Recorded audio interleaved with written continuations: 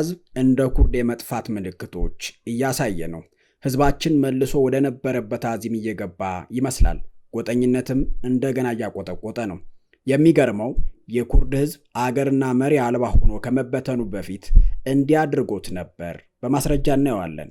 አማራም የኩርድ ህዝብ ሁኔታና መንገድ ላይ መሆኑ በታሪክ ማስረጃ እናየዋለን። እስከ መጨረሻው አብረውን ይቆዩ። አዲስ ትውልድ ሚዲያን ሰብስክራይብ፣ ላይክ፣ ሼር፣ ኮሜንት በማድረግ ይደግፉ።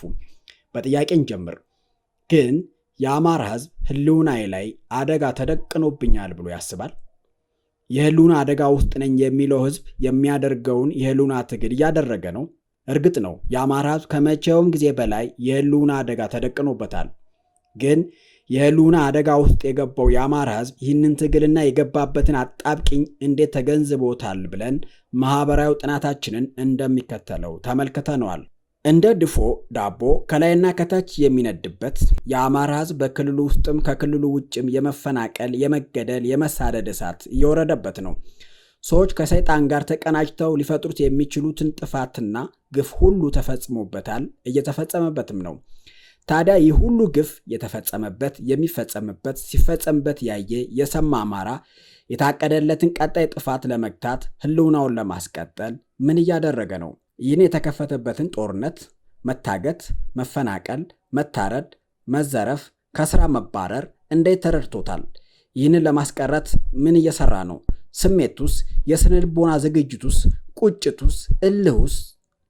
ግፍ ሲፈጸምበት የማይወደው ያሳደገውን በግ ሲታረስ ሲቃዩን ማየት የማይችለው አማራ ዛሬ ምን ሆኖ የታለይ ነው ብዬ ያለበትን አረዳድ በክልሉ ውስጥም ከክልሉ ውጭም ያለውን አማራ ያለበትን ሁኔታ ለማጥናት ሞከርኩ። በማንነታቸው ምክንያት ቤታቸው ፈርሶ ልጆቻቸው በየቤተሰቦቻቸው የተበተኑ አማራዎች አገኛቸዋለሁ ብዬ ያሰብኩት ፈንነው ነበር። አብዛኞቹ ግን የተገኙት ለጠላት ሲለላኩ አለፍ ሲል ሲጨፍሩ ነው። ከተለያዩ ክልሎች ተፈናቅለው ቦታ ቀይረው የሚኖሩ ሰዎችን ስሜታቸው ያሉበትን ሁኔታ ለመመልከት ጥረት አደረግኩ። አብዛኞቹ ሁሉን ትተው የተፈጸመባቸውን ግፍ ረስተው ጭፈራ ላይ ናቸው። ልጁ ታግቶ በሚሊየን የከፈለ ቤተሰብም አየው። ብሩን ከከፈለ በኋላ ይህንን ስርዓት ለማስወገድ ይታገላል ስር ራሱ ተይዞ ልጆቹ የእገታ ብር ልመና ላይ መሆናቸውን ሰማው። ጠላት አማራ ክልል ገብቶ ቤቱ ድረስ መጥተው ልጁን የተገደለበትን ወላጅና ቤተሰብ አገኘው። ጠላት አማራ ክልል ገብቶ ቤቱ ድረስ መጥተው ልጁን የተገደለበትን ወላጅና ቤተሰብ አገኘዋለሁ ያልኩት በደም መላሽ ማንነቱ የልጁን ደም ለመመለስ ይፈንናል ወይም ደግሞ ቢያንስ ተደብቆ 10 ጠላት ይገላል ብዬ ስጠብቅ ጭራሽ ሚኒሻው ሆኖ አርፎታል። አባቴን ጫካ ወስደው ቆራርጠው ገደሉብኝ የሚል ጠብደል ወጣቶች በሚዲያ ተመለከትኩ። እነዛ ከቀብር በኋላ ጫካ ይገባሉ ስል ያሉበት ስሜትና ቁጭት አሳዛኝ ነው። ይህን ሁሉ ስል ግን የፈነኑ ብዙም መሆናቸውም በመቀበል ነው። አንዳንዶቹ ከምርም በልህ ገብተዋል። እህቴን እኛ ፊት ደፍሯት ያሉ ቤተሰቦች አሁን መሽታ ቤት ገብተው አረቂያቸውን እየለጉ አመንዝራ መሆኑ ስታይ ከምር ምንድነው የነካን እላለሁ። በአማራነቱ የመጣበትን ማት በአይኑ በብረቱ እያየ በራሱ ደርሶበት በዘመዱ ተፈጽሞበት ሁሉንም አማራ ለማጥፋት ቤቱ ድረስ እንደመጣ እያየና እየሰማ ከጥቂቶች በስተቀር አብዛኛውን ለሽ ብሎ ተኝቷል። ይባስ ብሎ ይህንን አደጋውን ለመቀልበስ የፈነኑ አማራዎችን ይራገማል። ሊፋለምም ሚኒሻ አድማ ብተና ካድር ሆኖ ይገኛል። በአማራነቱ ብቻ የሚታገተው የሚገደለው አዲስ አበባ አትገባም የተባለው የሚፈናቀለው ከስራ የሚባረረው ህዝብ ያለበት ሁኔታ ሲገመገም ይህ ነው። ከውስጥ እስከ ውጭ ያለውን አማራ ዝም ብላችሁ ትመለከቱት የህልውና አደጋ ያለበት ህዝብ አይመስልም። ከጥቂቶች በስተቀር እንዲያውም በተቃራኒው ጊዜው የኔ ነው የሚመስል ፈሽታ ላይ ነው። ነጭ ለብሶ እየዘመረ የደስታ ሻማ እያበራ ይገኛል። ጠረጴዛውን በካቲካላ ሞልቶ ታየዋለህ። የአላፋት ዝማሬ እያለ ነጭ ለብሶ ታገኘዋለህ። በየቲክታኩ ሲጨፍር ሲሸልል ይውላል። የቲክቶኩ አማራ እንኳ ከሆነ ጊዜ በኋላ ተለቃቅሞ መግባቱ የሚቀር አይመስለኝም። ለጊዜው ነው የሚቦርቁት። ቁዘማ ውስጥ አለመግባቱ የሚነግረን ስነ ልቦና ቢኖርም ቅሉ ሰርግ ተስካር ላይ አተኩሮ ሲደሰትና ሲጨፍር ታገኘዋለህ። ገንዘቡንም ህይወቱንም እያጣ ያለ ህዝብ ነው። ከአማራ ህዝብ 85 በመቶ አካባቢ በቃ በዚህ ውስጥ ነው። 15 በመቶ ብቻ ናቸው በህይወት መስዋዕትነት በገንዘብ በሐሳብና በፕሮፓጋንዳ ለዚህ ህዝብ እየታገሉ ያሉት። ጠላቶቻችን ግን በአይነት ሆነው እንደ ምድር አሸዋ በዝተው ከተኙበት ነቅተው ከያሉበት ተጠራርተው እየመጡ ነው። አዎ እየመጡ ነው። ከምር ህዝባችን አዚም ውስጥ ነው። ይህንን አዚም ያደረገበት ማን ነው? መፈታት አለበት። ውሃ ሲወስድ እያሳሳቀ ነው። እየዋኘ እንዲመስል አድርጎ በጥቂት በጥቂቱ በአፍና በአፍንጫ እየገባ ያሰምጣል። አማራም በጥቂት በጥቂቱ ያዝለቀቅ እየተደረገ ወደ ጥፋት እየተወሰደ ነው። አማራም ህልውና አደጋ ላይ ነኝ ብሎ የሚያስብ በተግባሩ ግን ተቃራኒ እየሆነ ነው። ጭራሽ ለመጥፋት ተቃርቦ የነበረ ጎጠኝነት እንደ አዲስ እያቆጠቆጠ በፍጥነት እያደገ ነው። የህልውና አደጋ ውስጥ አደለውም ብሎ የሚያስብ ህዝብ ማዳን እንዴት ይቻላል? አይቻልም። በጥቂቶቹ በነቁ አማራዎች ብቻ መታገል ዋጋ ያስከፍላል። ይህ ህዝብ በየአቅጣጫውና በአቅሙ ልክ ለትግል እንዲሰለፍ በአዲስ መልክ ማነቃቃት መጀመር አለብን። ያውም እንደ አዲስ ህወሓት፣ ኦነግ፣ እስራኤል ከብዙ ዓመታት በፊት የጀመሩት የማንቃት የማደራጀት ተግባር አሁንም ስልጣን ይዘው እንኳን አላቋረጡም። ማደራጀትና ማንቃት የሚቋረጥ አይደለም። የእኛን ሰው ሳየው ግን በቃ አንቅተን ጨርሰናል ብሎ ለሽ ብሏል። አልፎ አልፎ ደግሞ የነቃውንም እያስተኙ ይገኛሉ። ኩርዶች ለምን አገር አልባ ተንከራታች ህዝብ ሊሆኑ ቻሉ? በባህሪውም ታሪኩም በአኗኗሩም የገጠመው ፈተናም ያለበትን ፈተናና ኩርድና አማራ ተመሳሳይነት አለው። አማራ ማለት ነፃ ኩሩ ህዝብ ማለት ነው። ኩርድ ማለትም ኩሩ ህዝብ ማለት ነው። አማራ ማለት በተራሮች የሚኖር ማለት ነው። ኩርድ የሚለው ቃል በአረበኛ ትርጓሜው የተራራው ህዝብ ማለት ነው። አማራ የጊዮን፣ የዳማት፣ የአክሱም፣ የኑቢያ፣ የሰለሞን፣ የዛጉዌ፣ የሜሮይ ስርወ መንግስት ስልጣኔ ባለቤት ነው። ኩርዶችም የጥንታዊው የሜሶፖታሚያ ስልጣኔ የመሰረቱ በመካከለኛው ምስራቅ ኤዥያ ማይነር በ5 የተለያዩ ሀገሮች በሚገኙ ተራራማ ቦታዎች ተበትነው የሚኖሩ ቁጥራቸው ከ35 እስከ 50 ሚሊዮን የሚደርስ 90 በመቶ የሚሆኑት የሱኒ ኢስላም ሲሆኑ በመካከለኛው ምስራቅ ከአረብ ፐርሻ ቀጥሎ ብዙ ህዝብ ያለው ብሔር ናቸው። ከምር የአማራ ህዝብና የኩርድ መንገድ ላይ የአማራ ህዝብ የኩርድ መንገድ ላይ መሆኑንና እንደ ኩርድ ሊጠፋ ጫፍ መድረሱ በተግባር የኩርድ ህዝብ ባህር እያሳየ መሆኑንና በኩርድ ህዝብ አጠፋፍ ሂደት ላይ መገኘታችን በኩርዶች ታሪክ እንመልከተው። ኩርዶች ለምን ተበተኑ? የራሳቸውን አገርና መንግስት የሌላቸው ህዝቦች ለምን ሆኑ? ለምን ግዛታቸውን ሌሎች ተከፋፍለው ወሰዱ? ስህተታቸውና ስንፍናቸው ምንድን ነው? ይህንን ጥያቄ ለመመለስ የታሪክ ገጾችን ወደ ኋላ ስንገልጽ የሚጀምረው ከጥንታዊ የሜሶፖታሚያን ስልጣኔ መፈራረስ ጋር የሚያያይዙት የታሪክ መጽሐፍት ቢኖሩም የህዝቡ ከተራሮች ጋር ተቆራጭቶ ከዘመናዊ የመንግስት አወቃቀር ራሱን አግልሎ መኖሩን እንደ ዋና ምክንያት የሚያነሱ ጸሐፍት አሉ። አማራም ከአክሱም ስልጣኔ መፈራረስና መዳከም፣ የሰለሞን ስርወ መንግስት መበጠስ እንደ ምክንያት የሚጠቀስ ቢሆንም የአማራ ህዝብ ከፖለቲካ ርቆ በተራሮች ተወስኖ በእንስሳት እርባታና በግብርና ስራ ላይ ማተኮሩ ጠላቶቹ መንግስታዊ መዋቅርን ተቆጣጥረው እንዲያጠፉት በር ከፍቷል። የይሁዲትና የግራኝ አህመድ ወረራም ተጨምሮበት ለኩርድ ህዝብ መበተን ከሁሉም በላይ የአንደኛው ዓለም ጦርነትን ማብቃትና የኦቶማን ቱርኪ ሽንፈት ለቱርክ ህዝብ መበተን ከሁሉም በላይ የአንደኛው የዓለም ጦርነት ማብቃትና የኦቶማን ቱርክ ሽንፈት ተከትሎ ቀኝ ገዢዎች የወሰዱት ኢርቱዕ የድንበሮች አከላለል ዋና ምክንያት እንደሆነ የኩርድን ህዝብ ያጠኑ የታሪክ ምሁራን ይናገራሉ። ቀኝ ገዢዎች የሰጧቸውን ተልዕኮ ያነገቡ ደርግና ህወሓት ስልጣን ከያዙ ጀምሮ ያወጡት አዋጅና የክልል አከላለል አማራን በሚያጠፋና በሚነጣጥል በመሆኑ የኩርድን ዕጣ ፈንታ ለመጋፈጥ አንድ ብሎ የጀመረበት ነው። በአርሜኒያና በኢራን የሚኖሩ ኩርዶች በአብዛኛው ማንነታቸውን የማጣት አደጋ ተጋርጦባቸው ወደ ቱርክና ኢራቅ ተሰደው እንዲኖሩ ከመገደዳቸውም በላይ በሁሉም ሀገሮች እንደ አናሳ ብሔር ከመታየት አልፎ ብዙ ግፍ ይፈጸምባቸው ነበር። አማራም በአገሩ በአርሲ፣ በቢዛሞ፣ በግራሪያ እንደ አናሳ ብሔር እየታየ ብዙ ግፍ ተፈጽሞበታል። ይህም የኩርድ መንገድ መገለጫ ነው። ኩርዶች በቱርክ ሙሉ በሙሉ ከፖለቲካ ተሳትፎ እንዲገለሉ ከመደረጋቸውም በላይ ከሁሉም የቱርክ አካባቢዎች በለምነቱ የሚታወቀው ምስራቃዊ ቱርክ እጅግ ኋላ ቀርና የተረሳ ቦታ እስኪሆን ተሰርቷል። አማራም በአቃናት ሀገሩ ከፖለቲካ ተሳትፎ እንዲገለል ተደርገው ከሁሉም የሀገሪቱ አካባቢ በለምነቱ የሚታወቀው ጎጃም፣ መተክል፣ ወልቃይት፣ ራያና ምንጃ እጅግ የተረሳ ኋላ ቀርና የተረሳ ቦታ እስኪሆን ተሰርቷል። የተሰራም ነው። ይህም እንደ ኩርድ አገር አልባ ህዝብ እንድንሆን የተሰራብን እንደሆነ ማሳያ ነው። በሶሪያና ኢራቅም ከቱርክ የተለየ አልነበረም። ሶሪያ ከ300 ሺህ የሚበልጡ ኩርዳውያን የሶሪያ ዜግነት እንዳይሰጣቸው ከመከልከላቸውም በላይ መሬታቸው የተቀማ ለአረቦች እንዲታደል ተደርጓል። ኢራቅ ውስጥ የባዝ ፓርቲ በነዳጅ ሀብቱ የሚታወቀውን ሰሜን ኢራቅ ከኩርዶች ላይ በመንጠቅ ለአረብና ምዕራባውያን እንደሰጣቸው ይታወቃል። ደርግ፣ ህወሓትና ብልጽግና አማራ በተለያዩ ክልሎች እንደ ዜጋ እንዳይቆጠር አድርገው መሬቱን እየቀሙ ለሌሎች ብሔሮች በመስጠት የኩርድ ዕጣ ፈንታ እንዲደርሰው ለማድረግ የራሳቸውን አስተዋጽኦ አድርገዋል።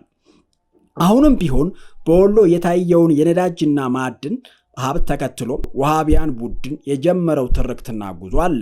በስፋት መጣበታለሁ። አንድ ስለ ኩርድ ህዝብ የምታወጋ ኤ ፒፕል ዊዛውት ኤ ስቴት የምትሰኝ በሚካኤል ኤፕል የተጻፈች ስትሆን የኩርድ ህዝብ መከራና እንደ ቡድን ብሎም እንደ ሀገር ለመሆን ያደረጉት ተጋድሎ እና ከከሸፈባቸው ምክንያቶችም ለመጠቆም የቻለ ድንቅ መጽሐፍ ነው። መጽሐፉ ካስቀመጣቸው ምክንያቶች ከመናገሬ በፊት ሌላ ልጨምርላችሁ። ከእስልምና እምነት አብዮት በኋላ የተከሰተው ደግሞ ኩርዶችን የእምነቱ ተቀባይ ብቻ ሳይሆን የአረቦች የትሮይ ፈረስ በመሆን የባዛንታይን ንጉሳዊ ግዛት ብትንትኑ እንዲወጣ አድርገዋል። አረቦችን ሲቀበሉ ግን እምነታቸውን ብቻ ሳይሆን ቋንቋቸውንና ባህላቸውንም በእምነት ስበብ አስታቀፏቸው። በኩርድነት ተሰባስበው ሲታገሉ በላያቸው ላይ የተጫኗቸውን ሼኮች እስልምና እንደመቃወም እንዲቆጥሩና እንዲሸማቀቁ ያደረጓቸው ነበር። በኢትዮጵያም ያሉ ሼኮችና ኡስታዞች ሙስሊም ሆኖ የአማራ ትግል የሚደግፍ ሲያሸማቅቁ ታያላችሁ። በአማራም ሙስሊም ላይ በእምነት ስበብ የአረብ ባህል፣ እምነት፣ ቋንቋ ሊጭኑ ይጋጋጣሉ። ይህም የኩርድ ህዝብና የአማራ ህዝብ ፈተና ተመሳሳይነትን ያሳያል። ከአረቦች ባይሻልም በቱርኮች አገዛዙ አንዴ ለቀቅ አንዴ ጠበቅ ሲል እስከ አንደኛው ዓለም ጦርነት የቱርኮች ምርኮና አገልጋይ ሆኑ። የኩርድ ብሔርተኝነት በጥቂቱም የጀማመረው የአንደኛው ዓለም ጦርነትን ተንተርሶ ነው። በዚህ አስከፊ ጦርነት በሚሊዮን የሚቆጠር ኩርዲስታን በረሃብና በጦርነት አልቋል። የኦቶማን ቱርኮች ዋነኛ የጦር ሰራዊት የሚገነባው በኩርዶች ነበር። ከጥንት እስከ ዛሬ የኢትዮጵያ መከላከያ የሚገነባው በአማራ ነው። ጠላቶቻችን እንኳ ሳይቀሩ አማራን እያፈሱ መከላከያ እያደረጉ ጦርነት እየጠመቁ አማራ እንዲያልቅ አድርገዋል። ይህም የኩርድ መንገድ ነው። ሚካኤል ኤፕል በመጽሐፉ እንዳተተው የኩርድ ብሔርተኝነት ከአንደኛው ዓለም ጦርነት በፊት ደካማ ለምን ሆነ ሲል በምክንያት ያቀረባቸው 5 ምክንያቶች አሉ። አንደኛው ትምህርት ያላገኙ እና በድህነት የሚማቅቁት ኩርድነታቸውን፣ ማንነታቸውን ከኑሯቸው ከጎሳቸውና ከሃይማኖታቸው ጋር በማያያዝ ኩርድነታቸውን ዘንግተውታል። በድህነት የሚማቅቀው አማራ ማንነቱን ከኑሮ ከሃይማኖትና ከኢትዮጵያዊነቱ እየለካ አማራነቱን ዘንግቶታል። የኩርድ መንገድ ላይ ነን። በቃ የሚያስበው እንደ ህዝብ እየጠፉ መሆኑን ሳይሆን ስለዛሬ ሆዱ ነው። በቃ የሚያስበው እንደ ህዝብ እየጠፋ መሆኑን ሳይሆን ስለዛሬ ሆዱ ነው። ሁለተኛው የኩርድ የጎሳም ይሁን የሃይማኖት መሪዎች ተገዥነታቸው ለቱርክና ኤሚራቶች እንጂ ለህዝባቸው አይደለም። ከቱርኮች የሚቃረን መሪ ከተገኘ በሆዳም ኩርዲስታኖች ይመታል።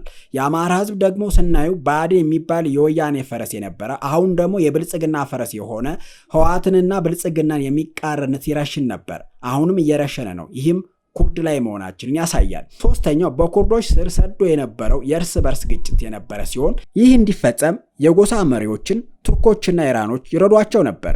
ምንም እንኳ በአማራ ህዝብ የጎሳ ግጭት አለ ባይባልም እንዲፈጠር የሚሰሩ ኃይሎች ነፍ ናቸው። ወሎ፣ ጎጃም፣ ጎንደርና ሸዋ እንደ ጎሳ በመቆጠር እርስ በርሱ እንዲጠራጠርና እንዲበላላ የሚሹ የትግራይና የኦሮሞ ኤሌቶች እንዲሁም እንከፍ የኛ ወገኖች አሉበት። ይህ እንዲሆን ሊፈቀድላቸው አይገባም። የኩርድ መንገድ ላይ መሆናችን ሶስተኛው ይህ ነው። አራተኛ ተመረናል፣ ዘመነናል የሚሉ የኩርድ ሰዎች ማንነታቸውን ከቱርኩ ማንነት ጋር ማዛመድና ኩርድነታቸውን እያወቁ የቱርክ ካሊፋ ታማኝ አገልጋይ መሆናቸው ነው። ይህ ጉዳይ የአማራ ምሁራንን በደንብ ይገልጻቸዋል። አማራንን ማለት ያዋረዳቸው እየመሰላቸው የኢትዮጵያዊነት አገልጋይ ነን እያሉ ሲንከባለሉ ይውላሉ። ኩርዶች የተማሩ ቢሆኑም የተማሩት ቱርካዊነትን ትርክት ነው፣ የኢራንና የኢራቅነትን ትርክት ነው። ታዲያ በአሁኑ ዘመን ለመሰብሰብም አስቸጋሪ የሆነባቸው በጊዜ ነቄ አለማለታቸው ነው። የአማራ ምሁራንም የተማረ ቢሆንም የተጫነባቸውን የኢትዮጵያዊነት ትርክት ብቻ ነው። ይህ ጭነት ለአማራ እንዳይታገሉ ተጭኖ ይዟቸዋል። ይህም የኩርድ መንገድ መገለጫ ነው። አምስተኛ ከኩርዳውያን መካከል ጥቂት ብሔርተኞች ቢኖሩም ጥርት ያለ ግብ የሌላቸው መሆኑና በኢስታንቡል ጭፈራ ቤቶች እያመሹ ተራ አሉባልታ እያወሩ እንደሚውሉ ኩርድን እንደ ሀገር ለመገንባት የሚያስቡት ነገር የለም ነበር። እድላቸው ያመለጣቸው ከአንደኛውና ከሁለተኛው ዓለም ጦርነት በኋላ ሀገራት ሲመሰረቱና አንዱ አንዱን እየቆራረሰ ሲወስድ ዝም ብለው እንደተኙ ነበርና ከጥቂቶች በስተቀር ጥያቄውም አልነበራቸውም። ኢራንም ሆነ ቱርክ እንዲሁም ሌሎች እንደ ሀገር ሲቆሙ እነሱ ገና ድሮ እንደነበሩት የከብት ጭራቸውን እየተከተሉ በኤፍራጠስና ጤግረስ ከብቶቻቸው ውሃ እያጠጡ ነበር። በሃይማኖት ስበብ ቅጥቅጥ አድርገው ገዝተው ከትምህርት ከማንኛውም የኢኮኖሚ ተጠቃሚነት ውጭ አድርገው ጦረኝነታቸውን ብቻ ተጠቅመው እንደ ማስቲካ አላምጠው ተፍተዋቸዋልና ዛሬም ወልቃይትን ህወሓት ጎጃም፣ ጎንደር፣ ሸዋ፣ ወሎ የኦሮሞ ነው እያለ በቄስ ሞገሴ በኩል እየነገሩን መሬቱን ቆራርሰው ወስደው አገር አልባ ህዝብ ሊያደርጉን እየሰሩ ያየ አክቲቪስቱም የሚዲያ ሰዎችም ሰበር ዜና አብይና ብርሃኑ ጁላ ተደባደቡ፣ የብልጽግና ስብሰባ ውሎና የተኙበት አልጋ ቁጥር ደርሶናል እያሉ በሚያገኙት የዩቲዩብ ብር በየጭፈራ ቤቱ እየጨለጡ ነው። ጭራሽ የውሸት መረጃም እየለቀቁ ትግሉ እንዳይቋጭ ይሰራሉ። ይህም የኩርድ መንገድ ላይ መሆናችን አመላካች ነው። ለኩርዶች ከባድ ጥላቻ የነበረው የቱርክ አባት እየተባለ የሚጠራው አታቱርክ አዲሷን ቱርክ ለማስተዳደር ስልጣን የያዘበት ሁኔታ የኩርዶችን ተስፋ የበለጠ አጨለመው። ኩርዳውያን ማንነታቸውን ነፍቆ የተራራው ቱርኮች እንዲባሉ አደረገ።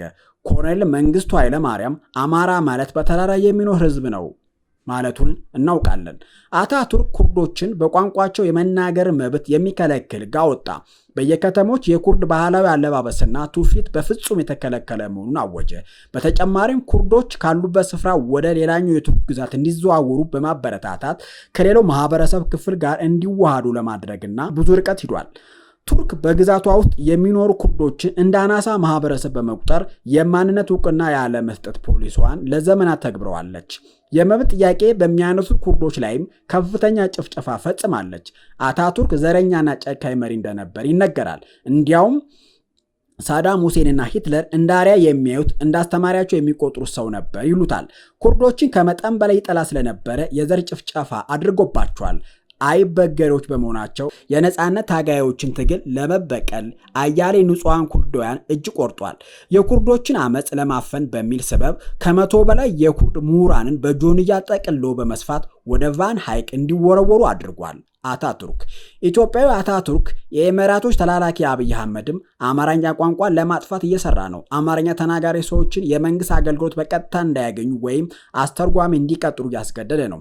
የአማራ አልባሳትን መልበስ የሚያሳስር ሆኗል። ልብስ እያስወለቀም ይገኛል።